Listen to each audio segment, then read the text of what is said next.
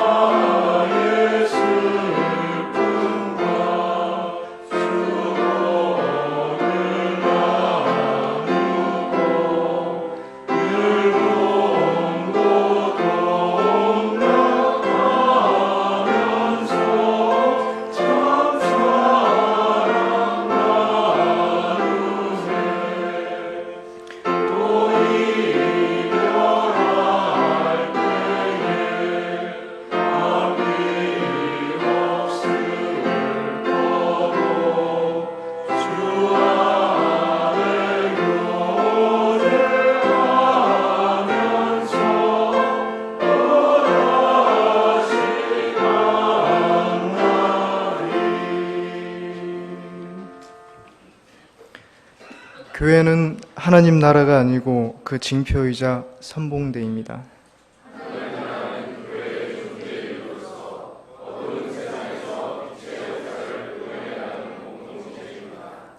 교회는 결코 그 자체를 위한 집단이 되어서는 안 됩니다.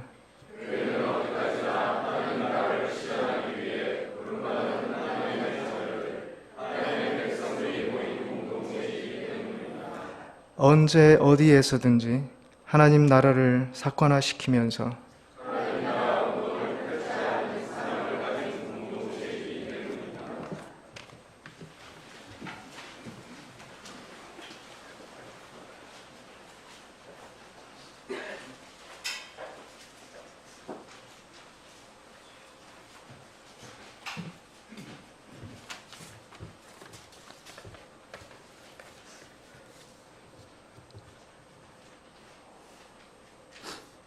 저희가 교회 공동체를 이루어 서로 자매 형제라 부르며 각자의 삶과 마음을 나누려 애쓰고 공동의 가치를 추구하며 힘을 모을 수 있는 것은 주님이 허락하신 믿음 때문입니다. 믿음은 공동체를 위해 식당에서, 주차장에서, 방송실에서, 예배 찬양으로, 기도로, 안내로, 청소로, 구역과 팀 활동으로 힘 닿는 만큼 즐겁게 감당하는 세길의 도반들을 향한 마음입니다. 믿음은 겨울철 살얼음의 냇가를 건너는 조심스러움으로 살피고 경계하여 손가락이 자신을 향하게 하는 철저함이며 절망 속에서 또다시 희망을 이야기하고 염려와 근심 대신 담담하게 기도하며 주어지는 삶을 솔직하게 살아가는 인내이며 믿음은 이기지 못할 것에 대해 물러서고 감당할 수 없는 것에 무릎을 꿇고 참혹한 폭압과 그 세력 앞에 엎드릴 수밖에 없겠지만 저희에게 넉넉히 이김을 주시는 주님으로 말미암는 평화입니다. 저희는 주님이 허락하신 그 믿음의 구속됨을 오히려 즐기고 헌신과 희생까지 마다하지 않으며 결코 그 믿음의 대가나 세상적인 복을 기대하지 않지만 살면서 가끔이라도 아니면 먼 훗날 저희 믿음이 헛되지 않았다고 하는 자족함만은 충분히 누리기 원합니다. 믿음은 지독한 삶에 치여 쓰러진 이웃들과 의를 위해 핍박받고 목숨까지 잃어버린 이웃들, 바로 그들 곁에 말없이 앉아 함께 아파하고 함께 우는 격려와 공감이며 때로 알아보기 쉽지 않은 거짓과 불의와 그리고 일상화되어 깨닫지 못하는 악에 대해 그것들을 분별하여 밝히 드러내고 저항하는 외침이기도 합니다.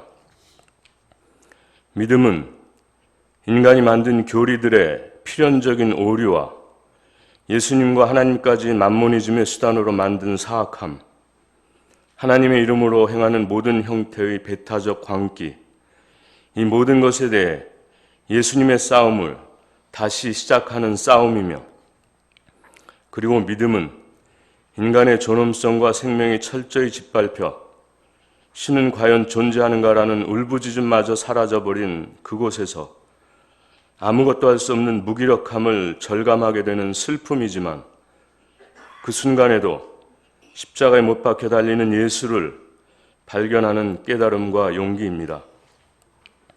이러한 믿음을 오늘 다시 되새기며 새 길의 도반으로 함께 걸어갈 수 있기를, 아픔과 고통을 견딜 수 있는 새로운 힘과 그리고 작은 기쁨들이 더욱 커지는 은혜가 오늘 이 시간 저희에게 가득하기를 예수님 이름으로 기도드립니다.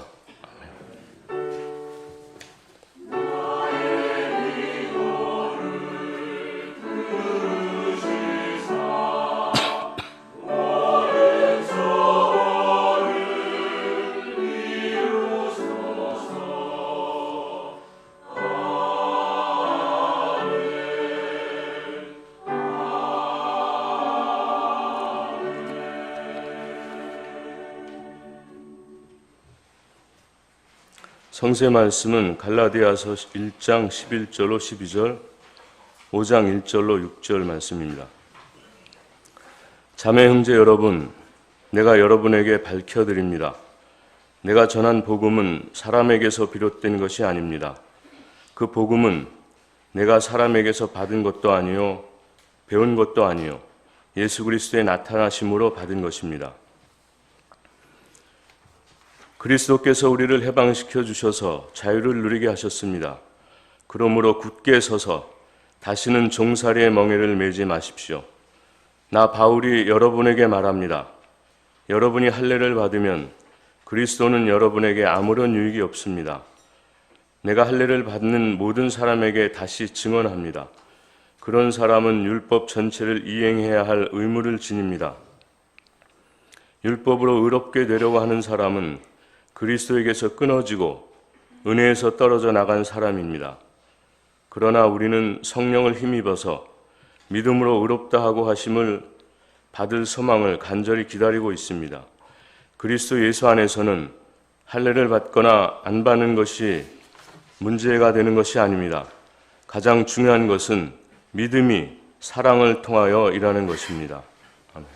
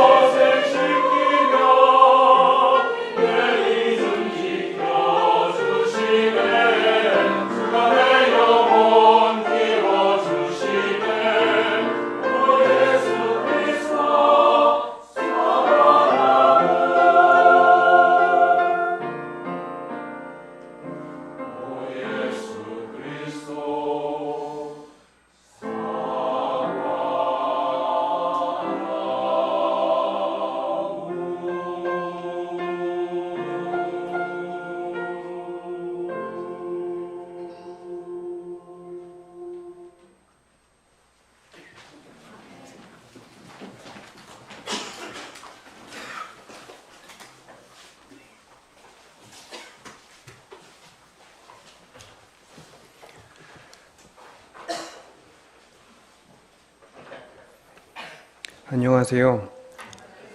한 주간도 평안하셨는지요? 이 예배 가운데 또 예배드리기 위해 모인 저희들 가운데 주님의 은총과 평화가 늘 함께 하시기를 기도합니다. 앞서 진심을 담은 기도와 찬양 감사합니다. 보통 직장에서도 상사가 자리를 비우시면 숨을 쉬어도 조금 편히 숨을 쉴 수 있고 어떤 마음의 부담 비슷한 것들로부터 좀 자유로울 수 있는 시간인데 그 기대는 잠시뿐, 그 마음의 부담은 온통 말씀 증거 준비와 말씀 증거 시간으로 빼곡하게 가득 찼습니다. 오해는 금물입니다. 행복하시죠? 제가 결혼 후에 가장 많이 듣는 말입니다. 제가 안녕과 행복이 서로 분리될 수 없는 안부를 묻는 인사말이겠지만 그럼에도 한 청년의 행복을 직접적으로 묻는 일은 조금 부담스러운 것도 사실이라서 결혼 전에는 제 안녕의 안부를 묻는 것 정도였을 뿐 그 이상의 안부를 묻는 인사말을 직접 듣는 일은 저 스스로도 어색한 일이었습니다. 그래서 그런지 저는 지금껏 살면서 이렇게나 많이 그리고 직접적으로 행복하냐는 안부의 인사를 듣게 될 줄은 몰랐습니다. 사실 7년 가까운 세월을 함께 보낸 후 함께 겪는 결혼 생활이라서 아직까지는 종종 실감이 덜어나지 않을 때가 더 잦습니다만 불현듯 건네는 행복하시지요? 라는 안부의 인사말을 통해 오히려 제가 결혼했다는 사실을 새삼 자각하곤 합니다. 진정 제가 행복하기를 바라는 감사한 안부의 인사임을 알면서도 이 말 속에는 묘하게 많은 의미를 함축하고 있음을 느낍니다. 저도 불과 얼마 전 그랬듯이 정말 결혼 후 결혼 생활이 궁금해서 묻는 궁금함의 안부와 결혼 생활이 참 만만치 않을 텐데 하는 묘한 위로감을 건네는 안부, 그리고 짓궂게는 자네도 한번 겪어봐야지 결코 쉽지 않은 또 다른 진정한 삶의 세계에 들어온 걸 반겨주는 묘한 동질감의 안부, 이런 의미가 담긴 안부인 것도 같습니다. 이 모든 함축된 의미를 담아 결혼을 하셨든 하지 않으셨든 물음을 돌려드리면서 시작하고 싶습니다. 행복하시죠? 네. 많은 인생의 선배님, 신앙의 선배님들을 곁에서 바라보며 배우고 있는 후배로서 늘 행복한 삶을 살아내시는 저희 모두가 되었으면 좋겠습니다. 저는 비교적 오랜 연애의 시간을 보낸 후 결혼을 하게 되면서 사랑하는 시간과 신앙하는 시간이 참 많은 점에서 비슷하고 닮았다는 생각을 한 적이 있습니다. 몇 가지를 추려보자면 다음과 같습니다. 첫째로 처음 사랑하는 마음이 생길 무렵과 처음 신앙하는 마음이 가시적으로 드러날 무렵의 그 첫 시간은 두근거림과 설렘이 가득하다는 것입니다. 또한 뜨겁습니다. 그 대상을 떠올리면 하루하루가 행복하기 그지없고 그 기쁨에 가슴은 두근거리고 마냥 설렜습니다. 둘째로, 그러나 그 두근거림과 설렘의 시간은 곧 기다림의 시간이 됩니다. 서로를 향한 마음이 전제된 기다림의 시간은 그 자체로 행복이기도 하지만 동시에 크나큰 인내를 동반한 기다림의 시간이었습니다. 마치 하나님을 향해 드리는 자신의 간절한 기도가 하나님의 뜻에 합당하도록 노력함과 동시에 하나님의 말씀에 온전히 귀를 기울여야 하는 기다림의 시간이 반드시 필요하듯이 서로를 향한 마음도 그 자체로 행복인 동시에 크나큰 인내를 동반한 기다림의 시간이 꼭 필요했습니다. 셋째로, 내 뜻대로 내 마음대로만 되지 않는다는 것을 철저히 깨닫고 겸손할수록 자유로워진다는 것입니다. 신앙의 시간에 있어서 내가 믿고 싶은 대로 믿는 하나님에 대한 신앙으로 인해 온갖 우상화가 자행되는 것을 가장 경계해야 하듯이 사랑의 시간에 있어서도 서로의 관계에서 내 뜻대로 혹은 내 마음대로 하려는 성향을 가장 경계해야 했습니다. 서로 함께 보내는 시간이 길어지고 깊어질수록, 그래서 익숙하고 당연해질수록 크고 작은 욕심으로부터 자유로워지기는 쉽지 않았습니다. 마치 신앙의 시간에서도 익숙함을 가장 경계해야 하듯이 사랑의 시간도 익숙함을 가장 경계해야 했습니다. 또 신앙이 깊어질수록 겸손해지지 않을 수 없듯이 사랑의 시간도 깊어질수록 겸손해져야만 한다는 것을 깨달았습니다. 아무리 좋은 선의와 호의의 마음일지라도 그것은 곧 상대방을 향한 억압이자 우리를 향한 굴레가 될 수 있음을 배웠습니다.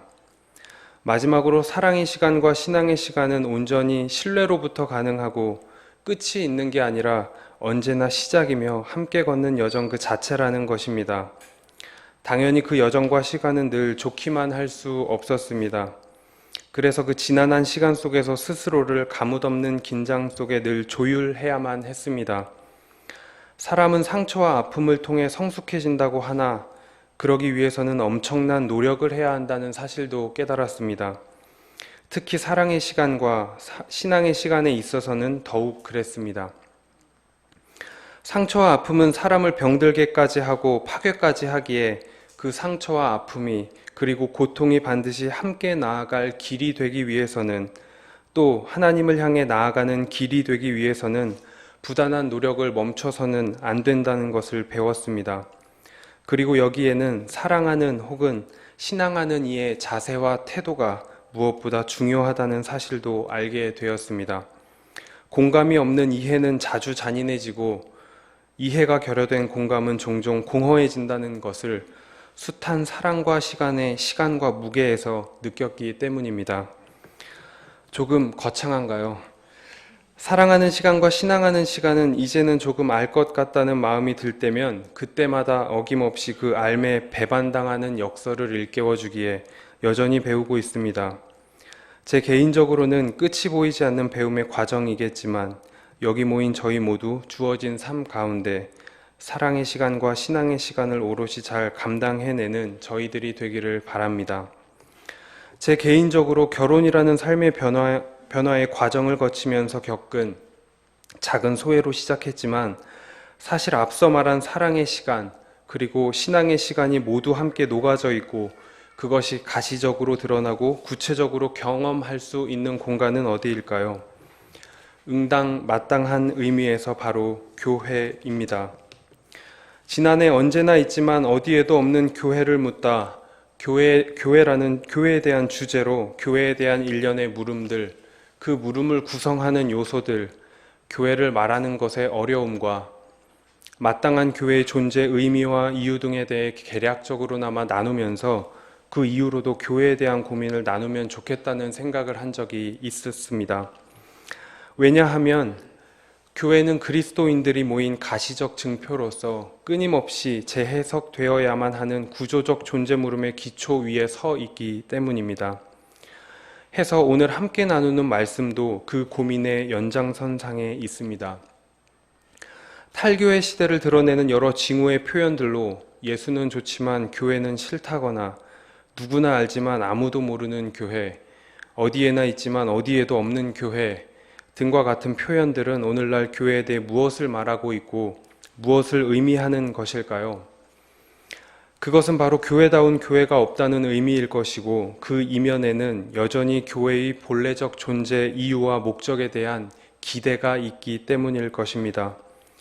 교회에 대한 암울한 현실과 희망적 이상의 심각한 불일치, 다시 말해 무엇보다 땅을 딛고서 존재해야 하는 교회의 현실과 하늘의 꿈을 품어 하나님 나라를 이루어 나가야 할 교회의 이상 사이의 커다란 괴리에서 야기되는 것일 것입니다. 그렇다면 딛고선 현실과 나아갈 이상 사이에서 교회는 어떻게 존재해야 할까요? 오늘 저희가 함께 읽은 성서 본문을 통해 현실과 이상 사이의 끊임없는 긴장 속의 교회의 존재 방식을 고민했던 사도 바울의 모습에서 한 단초를 살펴볼 수 있겠습니다. 개인적으로 교회에 대한 고민이 깊어진 후 자주 펼쳐보게 되는 성서 본문이 바로 바울 서신들이었습니다. 오늘은 갈라디아서만 살펴보았지만 대체적으로 바울은 서신 전반부에 사실을 기록하고 있습니다. 예를 들면 그의 신앙과 교회의 전통, 성서, 동료들의 신앙 고백을 사실로서 열거합니다. 그리고 이어지는 서신 후반부에서는 신앙적 사실에 기초하여 구체적으로 어떻게 살아야 하는지, 에클레시아, 곧 교회에 닥친 문제를 어떤 기준과 원칙을 가지고서 풀어나가야 하는지를 조언합니다. 다시 말하자면 전체적인 구성면에서 전반부가 신학이라면 후반부는 윤리인 셈입니다. 오늘 함께 읽은 본문을 살펴보면 그리스도께서 우리를 해방시켜 주셔서 자유를 누리게 하셨습니다. 그러므로 굳게 서서 다시는 종살이의 멍에를 매지 마십시오. 라는 갈라디아서 5장 1절의 전반부에서 바울은 그리스도가 해방을 가져다 주고 자유를 누리게 했다는 신앙적 진실, 곧 신학적 진리를 선언합니다. 그리스도인들에게 있어 복음이 해방과 자유를 의미한다는 점에서 이는 갈라디아서를 관통하는 핵심 화두이기도 합니다. 그렇다면 이제 그 해방과 자유의 진실을 굳건히 믿고 서서 종살이의 멍에를 과감히 부수어야 합니다. 오늘 함께 읽은 본문의 후반부를 살펴보면 당시 갈라디아 지역의 교회와 구성원들이 처했던 시대적 상황 속에서 신앙의 문제로서 당시 큰 문제였던 할례에 대해 여러 물음들이 제기됩니다. 처음 그리스도인들은 대부분 유대인들이었기 때문에 새로운 믿음을 갖게 된 그들이 가장 먼저 갖게 된 문제는 신앙의 모체가 된 유대주의와의 관계였습니다. 즉, 예수 그리스도를 믿게 된 유대인들은 이제 하나님께서 이스라엘에게 주신 율법과 하나님과의 거룩한 백성의 표지인 할례를 계속 고집할 것이냐의 구체적 문제였습니다. 이에 바울은 당시 할례라는 종살이의 멍에에 대해 상세하고 구체적으로 응답합니다. 그리스도 예수 안에서는 할례를 받거나 안 받는 것이 문제가 되는 것이 아닙니다. 가장 중요한 것은 믿음이 사랑을 통하여 일하는 것입니다. 이렇듯 바울이 제시하는 윤리는 기본적으로 이 세상의 질서에 아랑곳하지 않습니다. 바울이 전한 복음은 이 세상의 질서와 가치 체계를 상대화합니다. 복음의 기초를 둔 윤리이기 때문에 이 세상의 윤리에 맞서는 확신을 분명히 전합니다. 그러나 동시에 바울은 현실이라는 세상의 풍조를 철저히 외면하는 이상주의자는 결코 아니었습니다. 이상주의자가 을에 그러하듯이 갈피가 잡히지 않은 커다란 이야기만 한다거나 자기의 이상 속에서만 완벽한 세상을 그려낼 뿐 현실에서는 아주 무력하기 마련이지만 바울은 그렇지 않았습니다. 아시다시피 바울은 끊임없이 움직이는 활동가였고 아주 현실적인 조직가였으며 역동적인 공동체의 지도자였습니다. 바울은 구체적인 현실과 현장을 떠나본 적이 없습니다.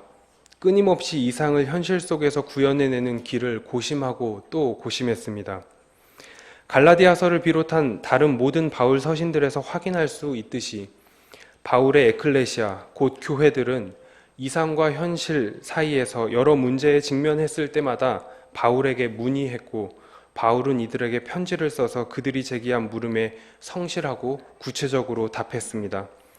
그리고 그 답변에는 이상을 향한 급진성과 현실을 고려한 섬세함이 동시에 담겨 있음을 알 수 있습니다.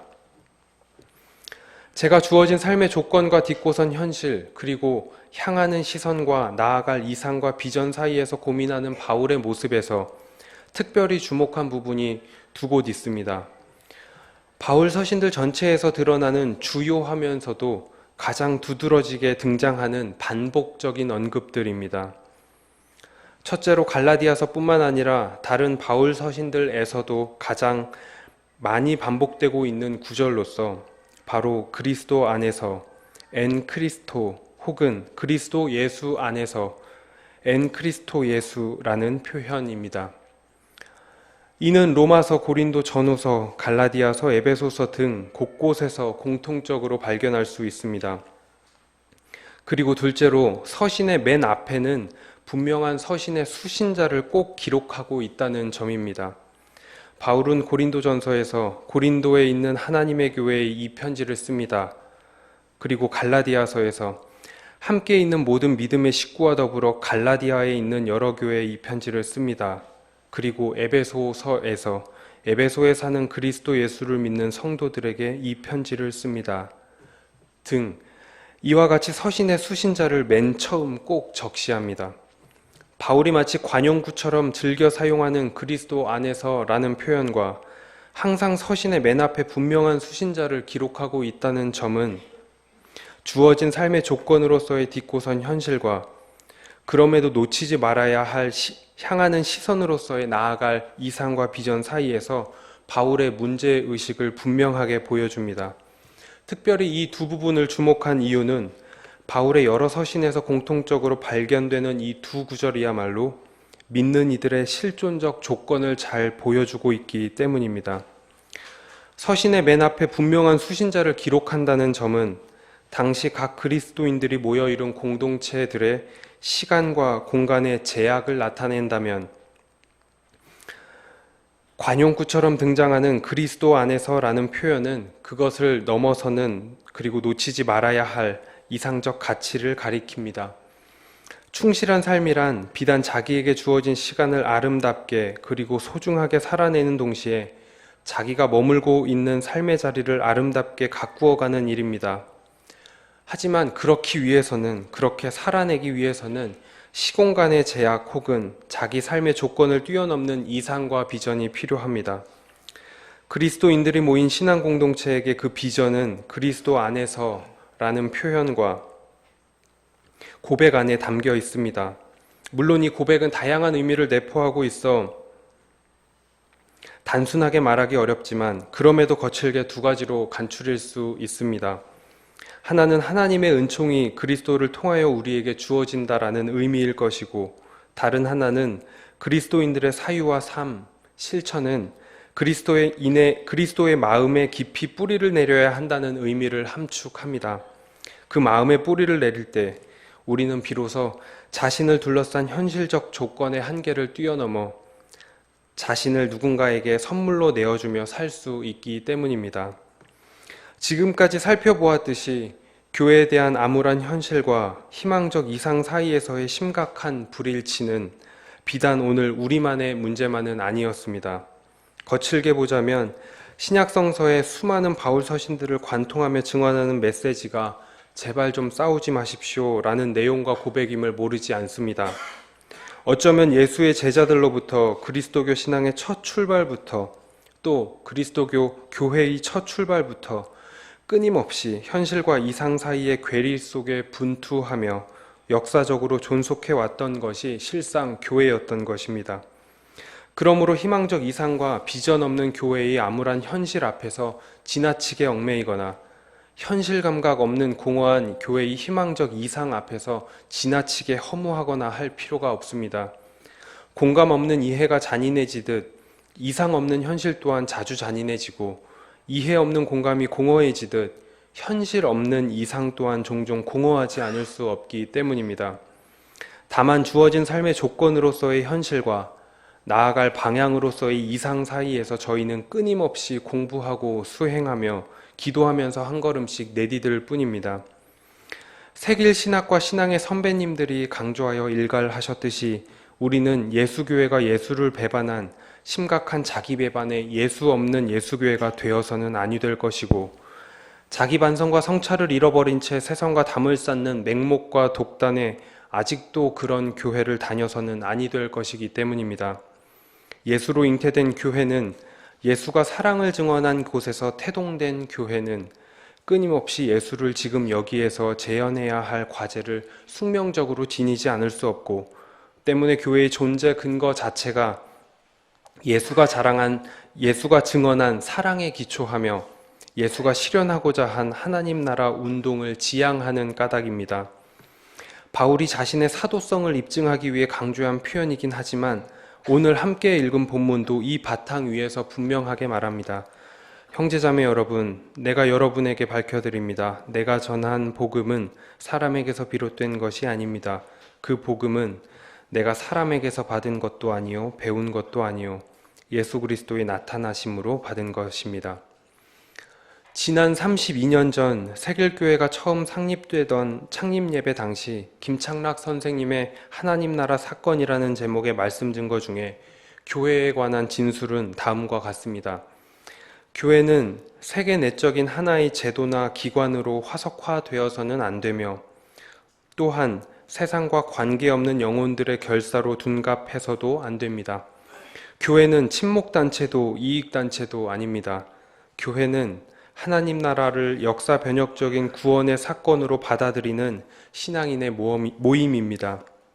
그러므로 교회는 사회 속에 있으면서도 사회에 매몰되어서는 안 되며 늘 기존 사회에 대한 하나의 대안 사회로서 빛과 누룩의 역할을 감당해야 하며 기존 사회의 변혁을 지향해야 합니다.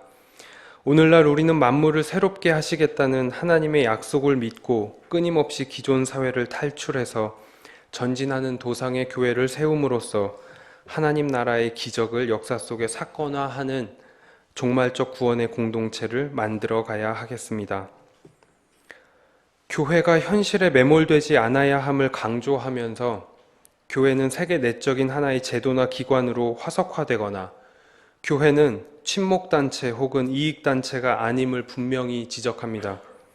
하지만 동시에 교회가 이상만으로 치우치지 않아야 함을 강조하면서 교회는 세상과 관계없는 영혼들의 결사로 둔갑하는 일이 없어야 함과 나아가 역사 변혁적 구원의 사건이 이 세상에서 펼쳐져야 함을 역설합니다. 사회 속에 있으면서 사회에 매몰되지 않기를, 사회 속에 있으면서 기존 사회를 넘어서는 도상의 교회를 세운다고 다짐합니다.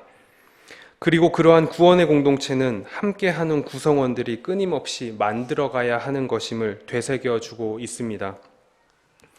오늘 우리의 교회가 딛고 선 현실은 어떠합니까? 그럼에도 오늘 우리의 교회가 향하는 시선은 어떠합니까? 현실을 고려하지 않은 이상처럼 공허하고 허무한 것 없고 이상을 고려하지 않은 현실처럼 건조하고 잔인한 것이 없습니다. 역사 위에 놓여진 교회의 운명은 아직 여전히 비루하지만 이미 기어코 그 비루함을 넘어설 수 있다고 믿습니다.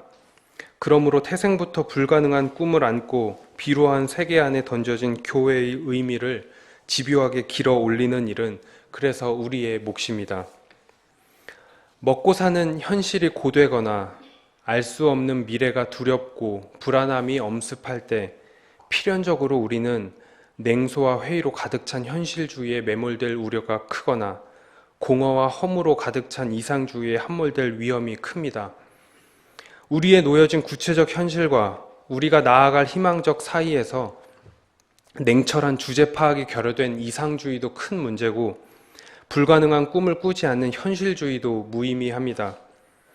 냉철한 주제 파악이 결여된 교회의 모습은 그저 아득하고 불가능한 꿈을 꾸지 않는 교회의 모습은 마뜩잖기 때문입니다.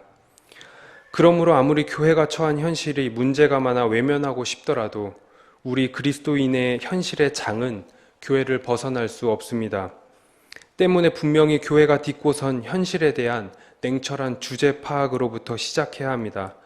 하지만 거기서 멈추지 않고 나아가 교회의 시선은 예수의 삶과 죽음으로 점철된 복음의 본래적 의미에 두고서 끊임없이 예수를 지금 여기에서 재현해내는 불가능한 꿈을 꾸어야 합니다.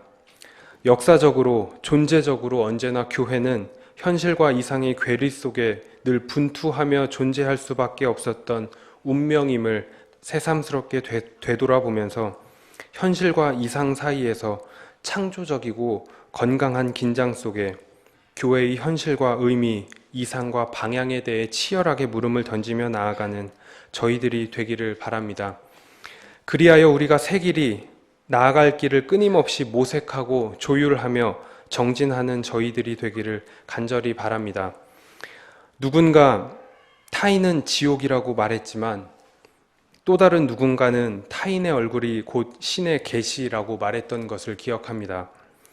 물론 사르트르는 타인의 시선과 판단으로 주체적이지 못한 삶을 비판하기 위해 사용한 언술이겠지만 타인은 지옥인 동시에 신의 흔적이기도 합니다. 우리의 주어진 삶의 풍경에서 타인은 항상 변수가 아니라 늘 상수입니다. 혼자는 외롭고 함께는 괴로운 삶이지만 그럼에도 우리가 그리스도교적으로 공동체를 포기할 수 없는 이유는 이웃은 하나님 나라로 향하는 입구이자 공동체는 내가 내 안에 갇히지 않고 나를 넘어설 수 있는 가능성의 조건이자 바탕이기 때문입니다. 이를 신학적으로 고쳐 표현하자면 공동체는 자기 비움과 자기 초월이 이루어지는 바탕이자 가능성의 공간입니다. 그래서 우리는 외롭더라도 무교회주의자가 될 수 없었고, 괴롭더라도 공동체의 이상을 포기할 수 없었던 것인지도 모르겠습니다. 교회의 교회됨은 서로 지체가 되는 데 있습니다. 우리는 서로의 부족함을 채워 서로 지체가 되라는 주님의 명령을 받아 살아가는 그리스도인들입니다. 그렇기에 부족함은 부끄러움이 아니라 자매 형제의 사랑이 흘러들어오는 통로입니다. 경쟁 구도 속에서의 부족함은 약점이지만 사랑의 관계 속에서의 부족함은 그들을 더욱 굳게 결합시키는 아주 중요한 계기가 되어줍니다. 교회의 역사적, 존재적 운명이 이미 그러한데 거기서도 한 걸음 더 나아가 새길교회는 물음을 고쳐 묻고 또 고쳐 물으며 시작한 운명임을 우리는 잊지 말아야 하겠습니다.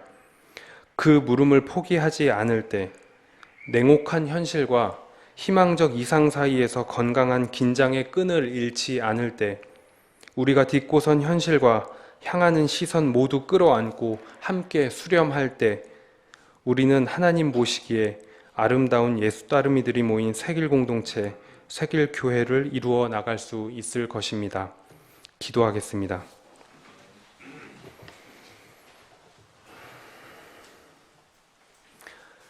사랑의 하나님, 길들여지기보다 의존하기보다 주체적 신앙의 결단으로 평신도 공동체를 일군 저희들이지만 여전히 알문 부족하고 삶은 연약합니다. 교회가 딛고선 현실의 어려움을 외면하지 않고 마땅히 교회가 향해야 할 시선을 포기하지 않도록 저희들을 이끌어 주십시오. 오늘의 새길이 있기까지 많은 새길의 신앙의 선배님들이 떠오릅니다. 특별히 오늘은 고 최규삼 선생님의 3주기입니다. 공동체의 크고 작은 일에 헌신하셨던 선생님의 새길을 사랑하는 마음을 이어받아 오늘 저희들도 물음을 고쳐 물으며 한 걸음 더 내딛는 하나님 보시기에 아름다운 교회를 만들어갈 수 있도록 늘 함께 해 주십시오. 사랑의 흔적을 깊이 남겨주신 예수 그리스도의 이름으로 기도드립니다.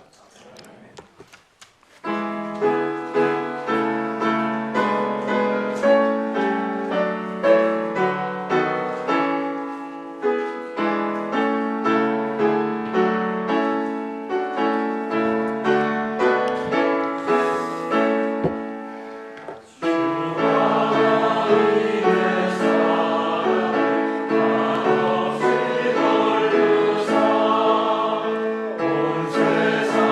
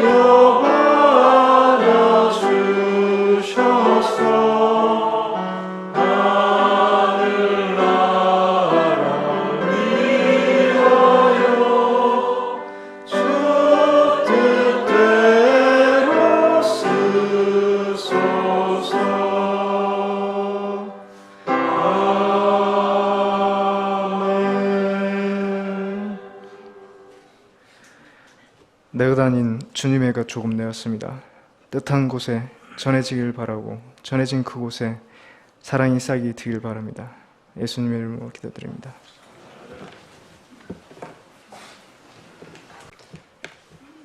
이웃을 위한 기도 시간입니다. 이웃을 위한 기도 시간인데 어떤 주제를 정해야 될지를 못했습니다. 근데 윤영수 형제님께서 이웃이 되어주고 싶은 사람이라는 언급에서 각자가 생각하는 주변에 이웃이 되어주고 싶은 분들이 있다면 그분들을 위해서 기도하는 것도 좋을 것 같습니다. 저는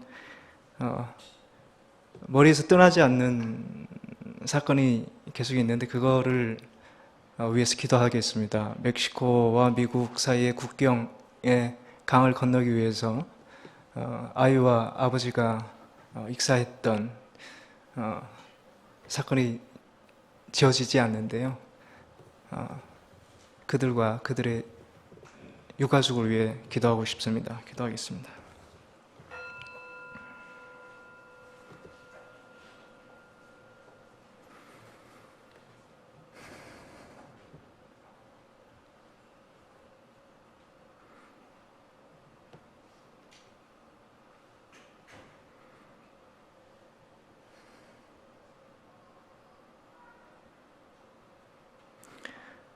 하나님, 행복, 사랑, 물질, 인내, 아량, 자비, 부족한 모든 곳에 장맛비처럼 내려 넘쳐나게 해주시길 간절히 바랍니다. 예수님의 이름으로 기도드립니다.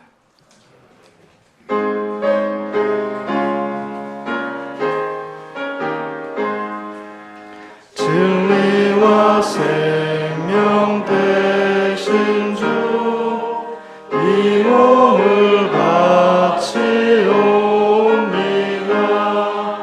믿음과 소망 사랑에 한 마음 되게 하소서. 아멘. 우리는 우주 만물을 창조하시고 역사를 주관하시며 품어 인도하시는 하나님을 믿습니다. 우리는 모든 악으로부터 우리를 해방시켜 새 사람으로 일으켜 주시는 예수 그리스도를 믿습니다. 우리는 모든 생명들이 서로 소통하도록 이끌며 고난과 절망 속에서도 우리에게 언제나 새로운 희망과 능력을 주시는 성령을 믿습니다. 우리는 교회가 예수 그리스도의 십자가와 부활에 동참하고 형제들이 사랑의 교제를 나누는 신앙 공동체임을 믿으며 창조의 보존과 완성을 위해 인간의 생명과 존엄을 지키기 위해 하나님의 평화의 실현을 위해 우리의 삶을 바칩니다. 우리는 자신을 비우고 고통받는 모든 생명의 이웃이 되어 하나님의 몸을 위해 헌신하기로 다짐합니다. 우리가 딛고선 자리에서 주님의 향기를 뿜으며 선한 삶을 살게 해주세요. 이빠른 말로 공허한 삶을 살기보다 행동하는 삶을 살도록 우리를 일깨우고 우리에게 큰 힘을 주시고 우리를 이끌어 주시기를 간절히 바랍니다. 하늘에 계신 우리 아버지, 이름이 거룩히 여김을 받으시오며 나라의 마옵시오며 뜻이 하늘에서 이루어진 같이 땅에서도 이루어지리다. 오늘날 우리가 악을 주옵시고 우리를 우리에게 제지한 자를 사하여 준 것 같이 우리 죄를 사하여 주옵시고 우리를 시험에 들게 하지 마옵시고 다만 악에서 구하옵소서. 대개 나라와 권세와 영광이 아버지께 영원히 있사옵나이다. 아멘.